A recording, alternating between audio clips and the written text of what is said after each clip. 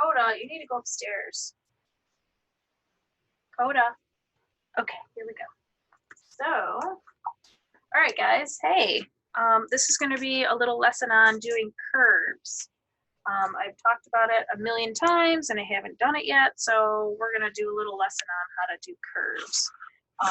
Sorry, my microphone is extremely sensitive, so sorry about that.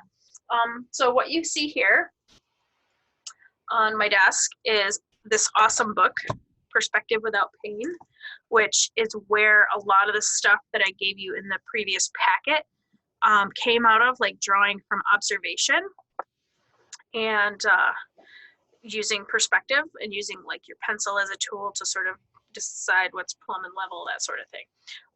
Circles and ellipses aren't as easy as you might think. It's not just as simple as making an oval. And so what you'll notice, right, if you look over here at this is like the top view of a can of soup, is that the more you bring something to your eye level, like here, the less you see of a curve, right? So this same circle, which we know is a perfect circle, starts to look flatter and flatter the closer it comes to your eye level. So there is actually a formula for that to make things look realistic. So over here on this page, you'll notice this is, let's say this is the side of a building you created, but you want it to be a curve.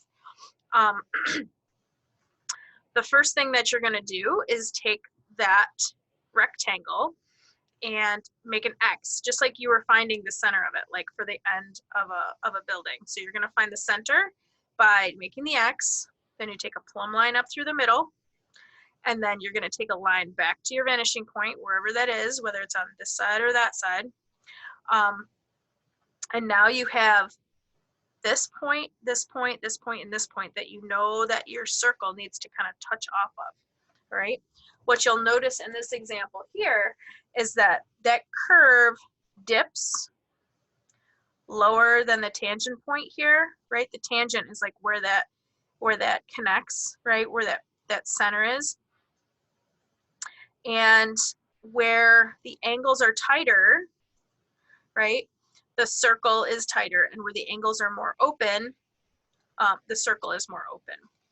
So I find I have an easier time creating curves with certain motions of my wrist, and going the other way is harder. So right here is a good example of where to start, and that's really hard to see. The red is not showing up well. Try not to see. Oh, if I hold it maybe at an angle where it's a little dimmer. Trying to get it so you guys can see it. But I'm going to do it for you anyway, so we're going to set that book aside for a moment.